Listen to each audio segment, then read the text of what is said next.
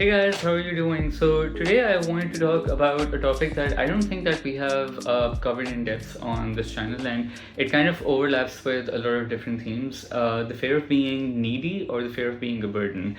I have certainly had this quite a lot, especially in the context of relationship OCD, not just like in romantic relationships, but also in my friendships as well, or even with my interactions with some of my teachers and professors. Like I just did not want to come across as someone who was asking for too much or who needed too much support or being annoying for the other person. And so I think it's important to look at it because it really speaks to different kinds of themes people have. So it can go with a fear of being crazy and fear of like developing some kind of like psychosis, right? And just completely losing it, because in that word, like what the image that people have in their mind is that they're going to lose a complete like semblance of any sanity or common sense or just like stability, and therefore their family members and their loved ones will have to then cater to them, almost like this one flew over the cuckoo's nest kind of image, that you're like sitting in a like lying down in a hospital bed and you have your mouth half open and your eyes like this and you're drooling from one part, and someone is trying to feed you food, and someone is then changing your diapers and taking you to the bathroom and things like that. And I think just that feeling that people, that we are being an inconvenience to someone else, and we are, being a little we're causing someone else a lot of distress, is something that we really don't want. So it can go in that context of being crazy, but then also it comes in the aspect of health OCD as well. So you don't want to be someone who falls ill to the point where you have to be dependent on other people. And also, especially with like health related stuff, I think there's a little bit of that reservation where someone has to clean you out for going to the bathroom and things like that, and just the very sense of helplessness and violation in a way that one feels, and not because I mean it's kind of like a necessary violation that has to be done, because obviously if you're ill then you can't be doing all those things. But one of the things that a lot of old people, even when I think like my with some of my old relatives, I think they also express this as well, that they really don't like the feeling of someone cleaning them out, or them having to depend on someone for that, because it just feels embarrassing and humiliating in different ways.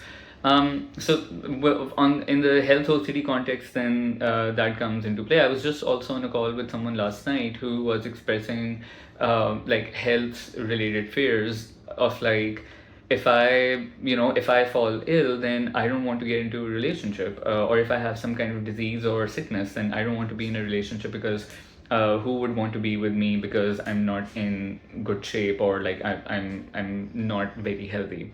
So that then brings me to my third point. Then it comes in the context of like a relationship as well, like, and that's where it's a lot to do with like, should I text them, should I not text them, kind of thing comes in, because you don't want to sound needy, and you don't want to sound like a burden. Like you want someone's help, or maybe their favor, and it could really help you out at times, but you also don't want to do that because there's also this fear that if I maybe ask for too much, or if I come across as too annoying, then this person will push me away and they might not want to keep me around in their life, and I will just become a nuisance, kind of thing. Again, I'm speaking and saying all of this from my own experience, because I used to think a lot of this in my just regular friendships as well, even though like I was more than happy to like help other people. In fact, like I wanted other people to ask me for help and support, and I wanted them to reach out whenever they needed me, even if it's like 2 3 a.m. in the middle of the night. I'd be like, yes, I'll be there, like whatever you need and whatever I can do in my capacity, I'll do for you. But then that was also like my other extreme of like a bit of that people pleasing thing,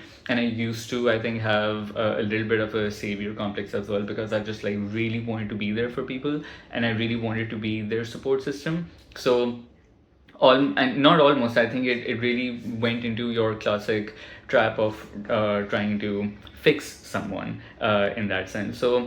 So I was more than happy to do that, but I just did not want to be the person to be able to do that, because I felt embarrassed, and I think that it was there was a lot of this sense of like, I need to be self sufficient and I need to be independent, or and also, I mean, it also felt like, oh, if I'm the person who is helping other people out and trying to support them, and then I'm the one who is then asking for support, then what does that say about me? So there was also a little bit of that. I didn't see it as a weakness per se, but like, I mean, you can term it something like that. Like, I just didn't want to come across as a little bit of a weaker person, that, oh, someone who is able to, help other people is can't help himself, or now is down himself. So I went through, I think there were a lot of years where I went through kind of like not reaching out if I needed people, and just like, brushing it off. Then I think I went to the other extreme of then asking for too much support and reassurance and confessing and things like that. And I went to that other extreme. And I think now I'm somewhere, obviously, in a very good, healthy middle somewhere where I don't feel the need to like reach out to people for each and everything. But of course, like if there's something I want to talk to people about, or I want to run some kind of decision by them, I mean, I also don't hesitate to reach out. But I think like just that kind of, even saying something like I really miss you. I mean, even to a friend, I would just like not like I would think about that for like a few hours before I made the choice to send that message or not send that message, because I would really wonder. I mean, it would be like, I mean, that just sounds cringe, right? If I say I miss you, or I really miss you and I miss hanging out with you, that sounds so cringe. And ew, what if they're not missing me? And what if they're like, they feel like I'm, clinging on to them, or they feel like I'm, some just like hung up on them in some way or something like that. Like there was so much like narrative in my head, and I think that also for me came from a fear of being misunderstood as a person, and the fear of my words or actions being misinterpreted to a point beyond my control. And that notion in itself made me very uncomfortable, and I really wanted the view that people had of me and the opinion they had about me, I really wanted that to be under my influence in a way. So, and that's where my reassurance seeking and confessing and all those things came into play. But if we go back to just this fear of, then being a burden in any kind of context, whether it's in a health context, whether it's in a context of going crazy, whether it's in the context of like a relationship, like, why is being a burden not so bad? Well, let's think about it. Like, if you are someone who is, again, if we take the example of being ill, right, and you're someone who can't really go to the bathroom by yourself, like, what else are you going to do about that? You don't want to be someone who is trying to, I mean, like, sorry for the imagery, but like, you don't want to be someone who's like scooping things with your own hand, and then also not knowing what else to do about it if your mobility is like restricted in some way. Like, you would, in fact, in fact, if you go through that experience in that moment, you would really want someone to be there to help you out, even if it's just like a some kind of like a in-house nurse, or someone like that can really support you with that, even if it's a stranger, if not a loved one. And think about COVID. COVID, I think, was one of those times where people were really isolated in their homes, and I've read so many stories about people who were going through cancer or chemo during COVID, but they literally had no human contact other than like a video call with their parents or their siblings or something like that, and that was incredibly like a lonely time. And in that moment, all they really wanted, especially with that kind of like excruciating pain and just that discomfort that comes with chemotherapy, like, you want someone to be there to be able to even just like hold your hand while you are, I don't know, going to the kitchen to get something to eat, or you just like going to the bathroom just to shower. That in itself can sometimes take so much energy to be able to do. But like, if you have someone there with you, then you're able to do that. So why is being a burden in and of itself not the worst thing in the world? Well, because it actually helps you if you are able to become a burden on someone. Number one, that's like a huge luxury and a privilege. And I really don't think everybody has that. And if you have that, you should consider yourself lucky.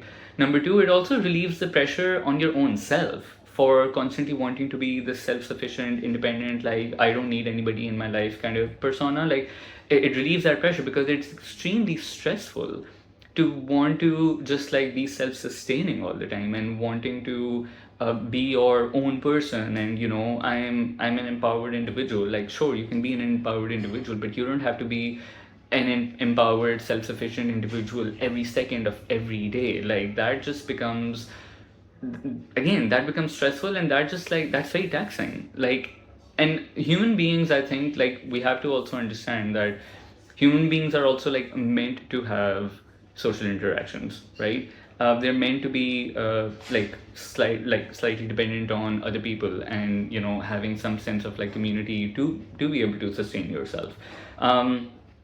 And here's where I venture into just like a little bit of my personal opinion as well. I just think that the hyper individualistic kind of culture, I think that is propagated these days, of of be your own person, and just like if someone doesn't agree with you or someone doesn't vibe with you, just like leave them and cut them out of your life. Where is that leaving everyone? I think that's leaving everyone in a super isolated and just like a lonely spot in life. Because then when things get tough, who do you reach out to? How many people are you able to reach out to? And even if you have one person, that's great in life. Even if you have two, that's great. But most people that I know, including myself, want more than just one or two people. Because sometimes those one or two people are also occupied and busy in their life. Like, you want multiple backups in some way. Like, sometimes when you need someone or when you need to ask a favor. And honestly, like, I think having many people to rely on is also, like, if I were ever to win some kind of like Oscar, like, and I'm on stage like accepting like an Oscar, I would probably be thanking like a list of like 25, 30 people. Because just the little favors and things that people are able to do for you, and they're able to help out with like small daily tasks. And I can put up an Instagram story and be like, hey, can someone like put me in touch with like this kind of person? I need some kind of like advice, or I don't know what to do. I can get like a lot of replies, and that is me being needy. That is me being some sort of, I don't know, inconvenience or burden to someone, for sending me a number, for putting me in touch with some kind of contact, for being able to do certain things. So being needy and being a burden in and of itself is not, it's not inherently like a bad thing or a terrible thing. Yes, of course, like if you are being needy, like, and OCD sufferers will know this all too well, like if you're being needy, like a needy to your chosen seeker, and you wanting to get things off your chest or confess or really talk about how you're feeling and things like that, then obviously you need to really cut back on that kind of neediness, right? So however, like again, like I said, neediness in and of itself inherently is not a bad thing. In fact, neediness is in some ways required to have a very functional kind of life. You being needy for someone's advice, you being needy for someone's company, you being needy for even just wanting to hang out with someone, that's a need in a way that you're trying to fulfill. Of like, hey, we need to, we should hang out. We haven't caught up in quite a while, and we need to spend some time together. That's being needy. You being a burden of like, hey, can I come over for just a couple of hours? I'm just either feeling very stressed out, or I just want to change of environment, and I just don't want to be in my own place. Can I just like come and hang out at your place? That's you being some kind of like imposition in a way on another person. But also, that the reason that that's not inherently something bad, because being a burden on someone else also creates moments of trust and bonding as well. Because when the other person also sees that you're able to kind of like rely on them, and you're being in that spot where you're kind of like imposing on them, it builds that kind of trust and bond. Because it's like, hey, this person probably like values me to some extent, that they're able to behave in this way with me. And therefore, in turn, when they need you, then they can turn to you as well, that, hey, can I come over to your place for a couple of hours because I'm feeling stressed out or something like that. So, and that then creates that bond with you as well. Because, and it's not like not like an egotistical thing, but yes, it feels good when someone says that, hey, like, can I reach out to you, or can I like spend just like hang out with you for a little while or something like that. It's good because again, it creates that environment of trust and like security with each other. And those are some of the things that in fact, I think that's why some of my friendships have been have gone on for 15 plus years, because we have that mutual back and forth. If it was just one person relying on one person all the time, that's where a lot of times friendships can kind of like fall to the side. And I've had a lot of those friendships as well, where it was a very one-sided thing of that person just always like 100% needing me, and it just not really going anywhere after that, and it just became this kind of like someone using you as just a soundboard. And because it then doesn't become a friendship, it's more so of a, you are their kind of like support group or lifeline all the time, and if it's just that one thing, then obviously it's not helpful. So I mean, anything that's just one thing and anything that's just like in excess doesn't really ever sustain itself, right? And it really then kind of like falls to the side, and there's something that eventually forces the dynamic to kind of like shift, or maybe even end for that matter. And those are some fears that can also come up, that hey, what if I become so needy and dependent on someone that after that they leave me and it becomes a one-side dynamic. So but again, then it's also breaking down the fear of losing that person and not having them in their life. But I think, again, because this one fear in itself, being a burden and being needy, can go in so many different directions with so many different themes, that I think, and it can be looked at in different contexts with different themes. So I think like even just the fear of going crazy and being a burden then. Because there's a fear of being attached to some kind of stigma. There's a fear of then rejection as well involved in that. So I think breaking down the notions around being seen as crazy, I think that also goes with it. So then looking at the fear of being a burden or being needy in the context of going crazy and then just losing your sanity. In the context of then relationship OCD, like that friend or that partner might not want to be around you, and they might look for a better alternative. So I think looking at it in like the specific context of your fear is also going to be helpful, but also just this overall concept of being a burden and being needy. Like, and I think these things are just seen with such a negative light as well, that oh, this person is super needy, or this person is just like such a burden on me. Like, I mean, at times I want to be a burden. Now I've come to a point, like I think like I also obviously in moderation, not every single day, but I sometimes like being a burden, because I'm just like, I mean, and think about it, like I'm doing these one-to-one calls every single day, so I'm trying my best to be supportive to people. Sometimes I also want like someone to be my support system as well, and just like, it's not like about me talking about my mental health. Even if it's just like me hanging out with my friends, going to dinner, playing board games together, that for me is like my way of relying on them. That's my way of being needy, that hey, and I message them like when we haven't hung out in maybe like a couple of weeks, or we haven't played some kind of like board game or something like that together. I mean, I'll take that initiative and I'll be like, hey, we should do this together, it's been a while. Or they will message the WhatsApp group that we have amongst us. They will message and they'll be like, hey, let's do this. And that's them needing something of you, and it then helps both people kind of like get something out of it. So again, break it down in the specific context that you have, and also looking at maybe even some of the advantages for that matter that can come out of being needy and being a burden on someone, right? Again, not inherently a bad concept. In moderation, it can have massive usages and benefits for whatever kind of like community that you're a part of, or whatever kind of like human whatever relationship that you're a part of. And it can really take a lot of bonds a very long way.